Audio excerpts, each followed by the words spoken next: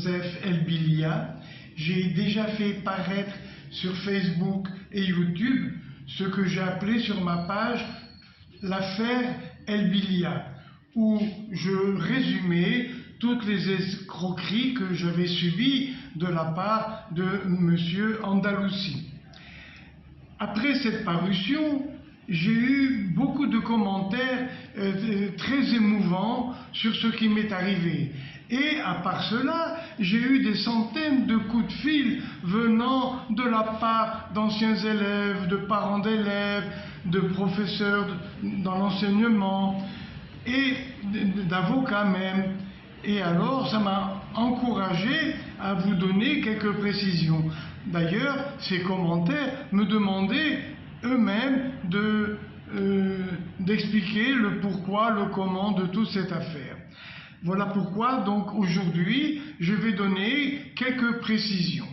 Alors, je commence à vous lire. Affaire Elbilia. Aujourd'hui, nous sommes le 10 janvier 2020. Alors, premièrement, très peu de rappels. Monsieur Andalusi, qui était mon directeur adjoint dans les années de 1990 jusqu'à 1994, Monsieur Andalusi, qui était donc mon directeur adjoint à l'école Le Cours Elbilia, a pu disposer, sans que je le sache, de 14 carnets de chèques en mon nom, de l'agence Moulay Youssef, de la Banque Populaire, ainsi que de 2 autres carnets de l'agence Wafa Bank, 6 au boulevard d'Enfants. Et grâce à ces 16 carnets, grâce auxquels, de 1990 à 1994, il a vidé tous mes comptes de 7,5 millions de dirhams. De quoi se compose-t-il? Cette somme provenait des 5 millions de dirhams, des frais de scolarité des élèves, ainsi que 2,5 millions de dirhams prêtés par une banque à M. Andalusi et qu'il a versé à mon insu sur un compte créé et intitulé intentionnellement Joseph Elbilia, École Elbilia. Deuxièmement, à titre d'exemple, quelques cas particuliers des photocopies des 360 chèques en ma possession. Tous ces chèques étaient, après encaissement par M. Andalusi, adressés à l'école pour disparaître de ma vue sans que je m'en aperçoive. Donc, quand ces chèques qui avaient déjà été réglés arrivaient à l'école, M. Andalusi se dépêchait de les faire disparaître pour ne pas que je m'en aperçoive. J'ai eu la chance de récupérer 360 photocopies de ces chèques, libellés par M. Andalusi, sans que ce dernier n'en soit au courant. Et c'est pour cela qu'aujourd'hui, je peux me permettre de vous dire que tout ce que j'écris, tout ce que j'explique, tout ce que je dis est déjà imprimé sur les photocopies des chèques que j'ai pu avoir. Donc je n'ajoute rien, je peux prouver tout ce que j'affirme. Troisièmement, la complicité présumée des directeurs d'agence de la BP et de la Wafa Bank a permis ainsi à M. Andalusi de vider mes comptes dans ces agences sans qu'il soit inquiété.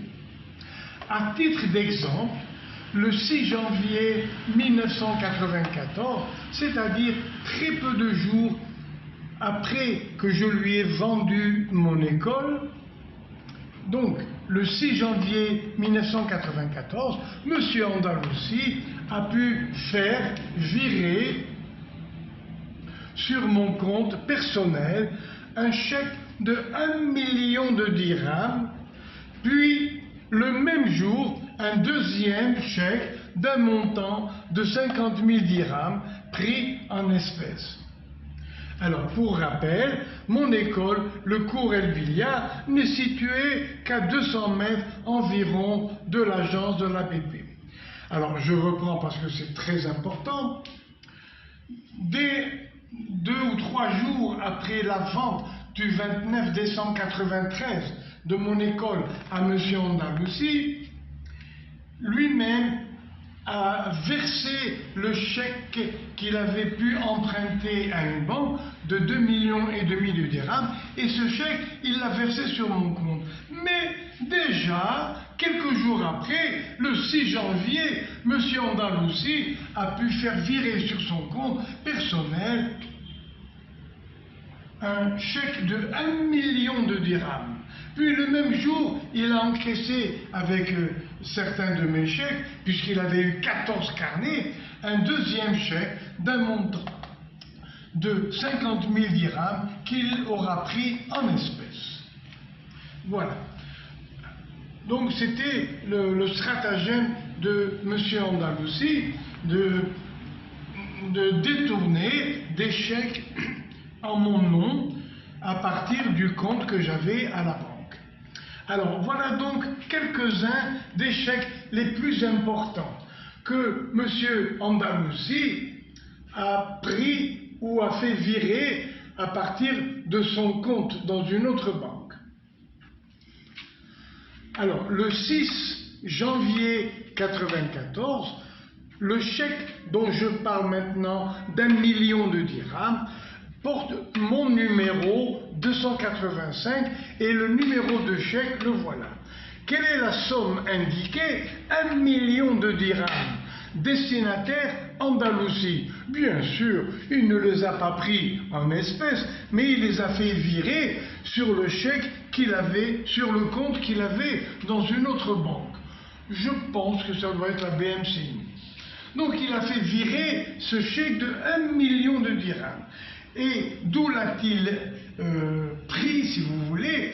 Il l'a pris sur mon compte qui avait reçu 2,5 millions de dirhams de la banque qui lui avait prêté cette somme pour qu'il puisse acheter mon école. Alors, je vous montre maintenant ce chèque, voilà, en gros plan. Vous voyez ici 1 million de dirhams. Vous voyez, 1 million de dirhams. Et là aussi, c'est marqué en chiffres. Et il a été donc pris le 6 janvier 1994. Maintenant, pour ne pas être soupçonné de triche, je vous redonne le chèque pour que vous voyez l'endos du chèque. Et vous voyez apparaître la signature de M. Andalousi. Voilà, Rabbi Andalousi. Donc c'est bien lui qui a demandé de faire virer ce chèque sur son compte personnel. Parce qu'il ne pouvait pas se promener, certainement, avec des valises pleines d'argent, 1 million de dirhams. Alors passons au chèque suivant.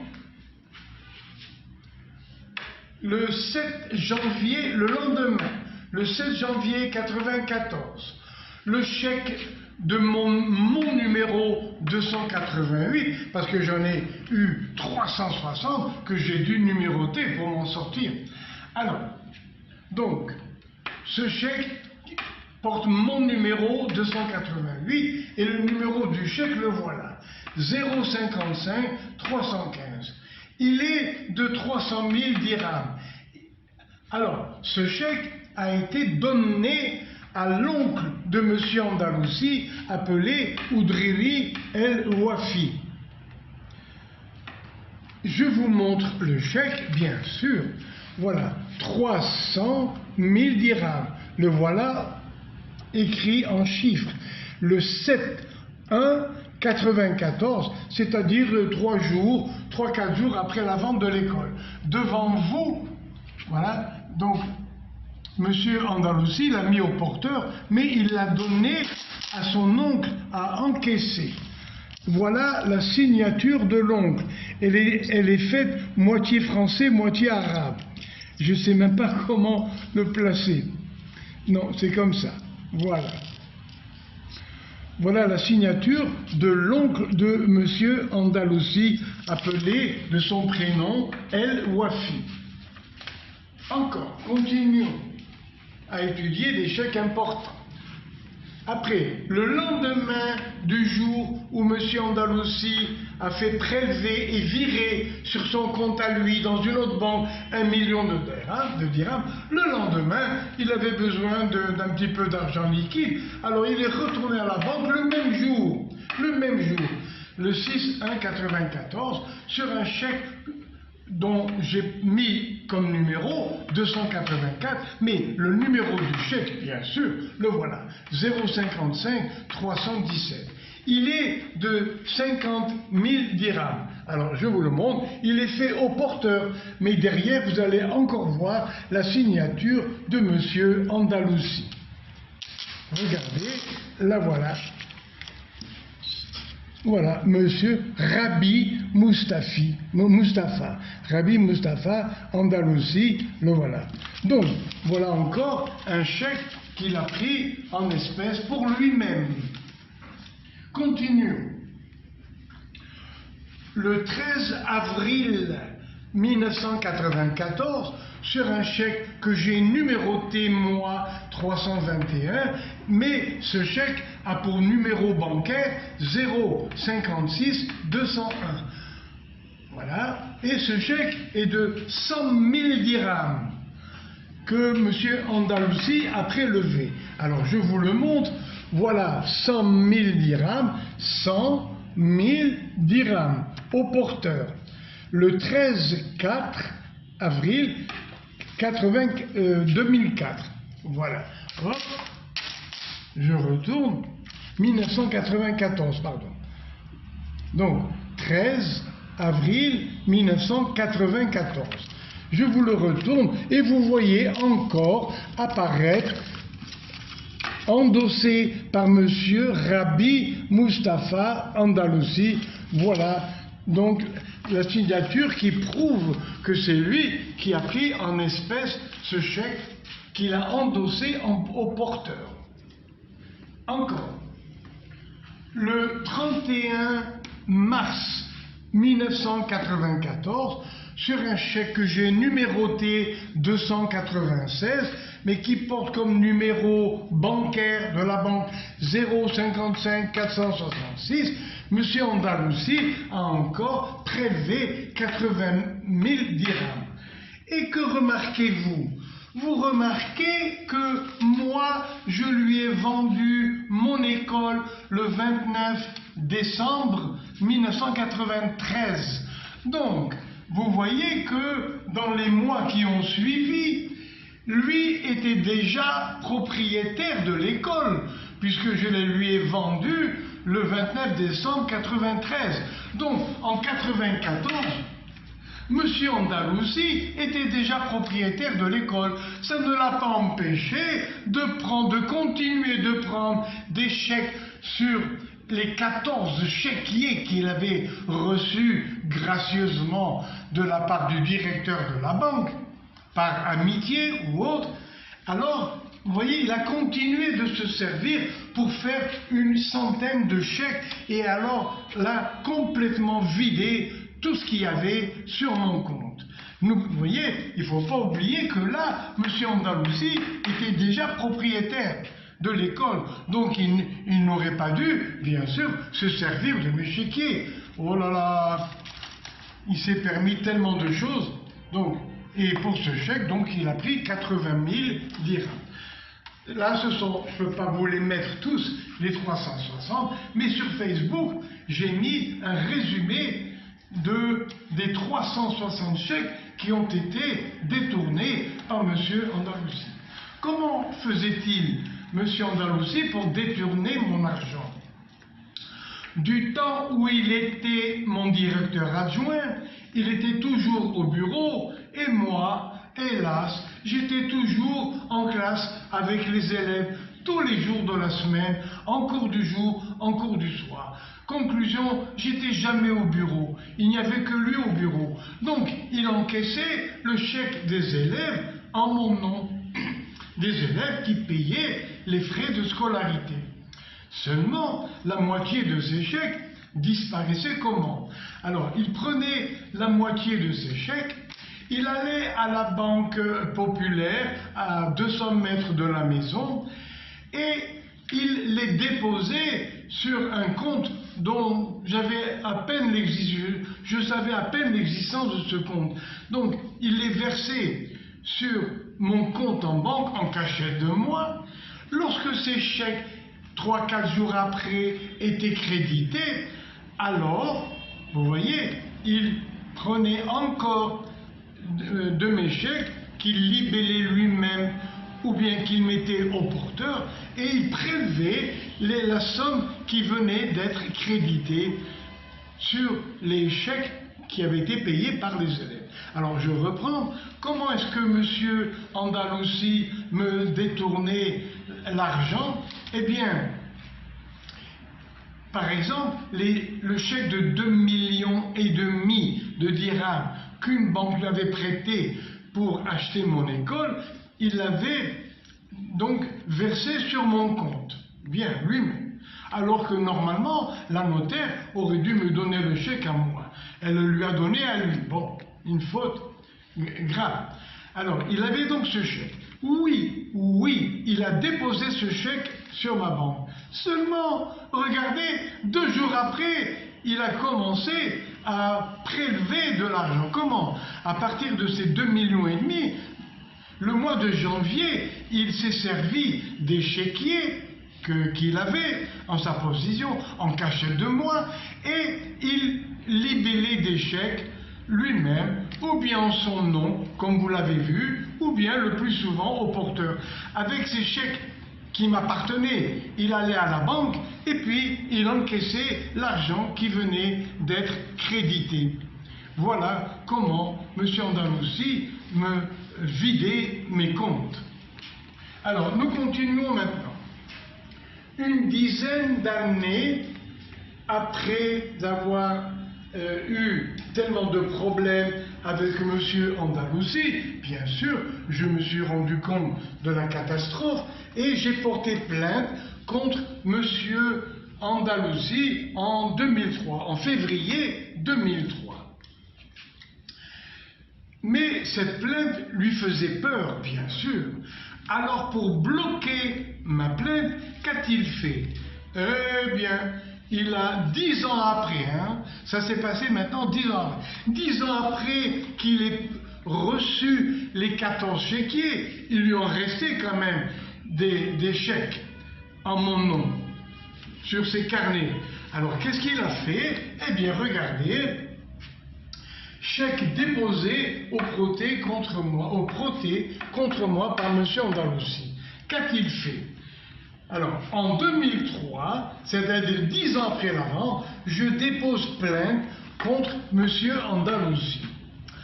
En réponse, ce dernier libelle aussitôt, en son nom à lui, 5 chèques d'un total de 1 722 000 dirhams. Donc ils a libellé pour M. Andalusi. C'était mes chèques, bien sûr, des carnets qu'il avait, mais il les a libellés pour lui, au nom de M. Andalusi. Et au total, sur ces 5 chèques, il a totalisé 1 722 000 dirhams. Et qu'a-t-il fait avec? Eh bien, il a fait comme si moi, je les lui avais envoyés. Donc, lui dépose à sa banque ces fameux chèques. Et il les a mis à sa banque pour recouvrement, comme si moi, je les lui avais offerts. Naturellement, comme il m'avait mis à la ruine totale, je n'avais absolument même pas 1000 dirhams, certainement pas. Je n'avais même pas 1000 dirhams à cette époque sur moi. Alors, donc lui m'a envoyé ces chèques pour que ma banque les lui paye. Mais ma banque était à zéro depuis l'année 94. Ce qui fait que ces chèques, en son nom à lui, mais des chèques qui m'appartenaient, lui sont revenus impayés. Et tout de suite, il les a déposés au Protet. Alors, donc je reprends ici. Ces chèques, bien sûr, lui reviennent impayés. Il les dépose immédiatement au Protet contre moi. Et je me suis retrouvé ainsi acculé, obligé de retirer ma plainte. Comme j'avais des chèques au Protet, vous voyez, les procureurs adjoints me les ont montrés et m'ont dit aussi la gravité de la chose. J'avais émis pour 1 700 000 dirhams de chèques sans provision. Et m'ont dit, normalement, Monsieur Andalousi peut réclamer votre mise à la prison instantanément. Alors, moi je ne voulais pas aller en prison, j'ai abandonné ma plainte et je me suis sauvé. Et voilà. Donc, je me suis retrouvé ainsi, acculé à retirer ma plainte pour éviter d'aller en prison. Alors, quels sont ces 5 chèques? Ah, je n'ai pas eu la photocopie, parce que ces chèques sont retournés chez lui. Mais voici le total, bien sûr, que mes avocats ont récupéré. Alors, le 3 janvier 2003, voilà le numéro du premier chèque. Il est de 1 million de dirhams, comme si moi, je lui avais offert 1 million de dirhams. Après, le 2 mai 2003, numéro du chèque 764 33 80. Et je vais vous prouver tout à l'heure que tous ces chèques viennent du paquet de 14 carnets qu'il avait reçus 10 ans auparavant. Je vais vous le prouver. Alors, deuxième chèque, le voilà. Il est de 477 000 dirhams. Le troisième chèque, au 2 mai, le même jour, 2003, numéro du chèque, la somme, 200 000 dirhams. Après, le 2 mai, le même jour, le 2 mai 2003, chèque numéro 014 1850. Là, vous voyez, il a quand même varié les carnets. Il n'a pas pris tous les chèques du même carnet. À part le premier et le dernier. Regardez, 0,55 318, 0,55 319. Donc, regardez, ces 2 chèques, vous voyez, viennent d'un même carnet qu'il avait pris dès le début, donné en toute complicité par le directeur de la banque. Alors, regardez une chose drôle. Vous voyez ici, 0,55 318, 0,53 19. 0,55, 319, 318, 319. Alors, venez avec moi, revenons ici. Regardez, 0,55, 316, c'est le même carnet. 0,55, 317, c'est le même carnet. 0,55, 315. Les voilà les 0,55, la série de 50 chèques. Et vous voyez donc que ces 2 chèques ont été pris sur des carnets qu'il avait déjà reçus, vous voyez, à mon insu, de la part de la banque. Voilà, je vous ai prouvé qu'il m'a renvoyé mes chèques qu'il avait pris sur des chéquiers 10 années auparavant, avec comme somme 320 725 000. Si on fait la somme, on trouve 1 722 000. Voilà. Alors, remarque, les chèques 0,55 318, 0,55 319 sont pris du même chéquier grâce auquel M. Andalousi avait retiré 50 000 dirhams le 6/1/94 et n'oublions pas le million de dirhams aussi, bien sûr, qu'il avait pris le 6 janvier 1994. d'un chéquier, donc utilisé 10 ans avant et conservé, bien sûr, par M. Andalousi au cas où il aurait à s'en servir pour me bloquer. Et justement, c'est ce qu'il a fait et qu'il a réussi. M. Andalousi a réussi à me faire peur parce que je ne voulais pas aller en prison et cette peur m'a fait abandonner la plainte. Alors, deuxièmement, ces chèques ont été utilisés par M. Andalousi environ 2 mois et demi après que j'ai porté plainte contre lui.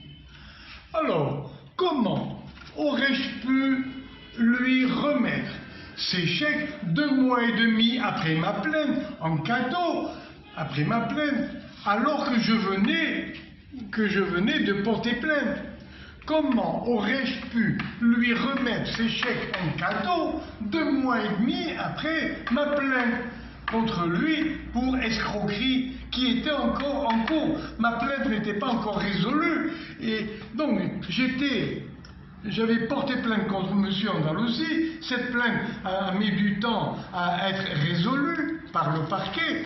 Et pendant que la plainte n'était pas encore résolue, j'allais lui faire cadeau, moi, de 1 700 000 dirhams. Pourquoi est-ce que les responsables de la justice n'ont-ils pas remarqué la chose? Mes avocats l'ont dit pourtant dans leur rapport. Et ce rapport, je vous l'ai mis sur Facebook. Vous pouvez le consulter.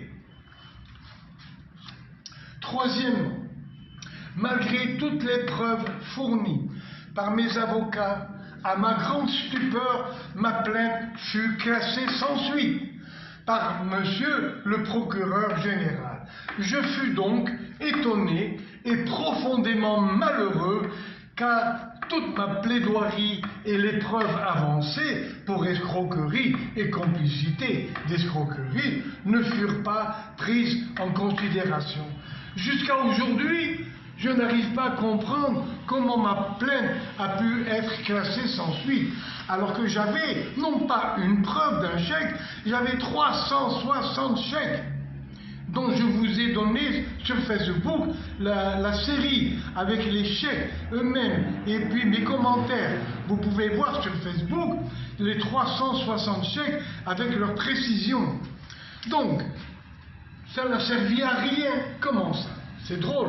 Jusqu'à aujourd'hui, je n'ai rien compris. Et ça m'a fait passer 20 années noires dans la misère. Voilà. En fin de compte, je fus débouté de ma plainte et menacé d'emprisonnement. Donc non seulement j'ai pas eu gain de cause, mais encore j'ai failli être mis en prison. Monsieur Andalousi aurait pu, sur quelques mots de lui, me mettre en prison. N'est-ce pas là un comble d'injustice morale? Oui, morale et même matérielle, puisque j'étais ruiné et que j'ai connu la misère des dizaines d'années après. Après la vente de mon école, je n'ai connu que la misère. Je suis devenu chômeur, je n'ai plus rien gagné, je n'avais plus de quoi vivre, sauf 10 ans après ma plainte, 15 ans après ma plainte, M. Andalousi m'a envoyé 30 000 dirhams par mois pendant 10 ans. Ça fait un total d'environ 3 600 000 dirhams que j'ai reçus, mais sur une dizaine d'années, depuis septembre 2008 jusqu'à l'année dernière. Voilà, et j'ai pu quand même reprendre vie, au moins avec un minimum qu'il m'avait envoyé. Alors, voilà où ça en est, et j'espère que la justice va peut-être pouvoir me donner gain de cause. Vous voyez, j'implore les hautes autorités judiciaires et policières pour essayer d'arranger cette situation et pourquoi pas me donner gain de cause contre M. Andalousi et tous les malheurs qu'il m'a fait connaître. La disparition de mon école et le manque, je n'avais plus un sou, alors ça m'a donné une dépression nerveuse. La dépression m'a donné un torticolis spasmodique qui ne guérit jamais. Je l'ai déjà dit dans l'autre exposé. Voilà.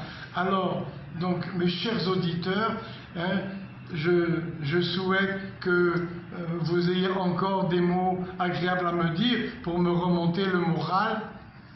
Et peut-être que je m'entretiendrai encore avec vous, parce que avec toutes ces escroqueries, on n'en a pas fini d'en parler. Alors peut-être à bientôt. Merci beaucoup de m'avoir écouté.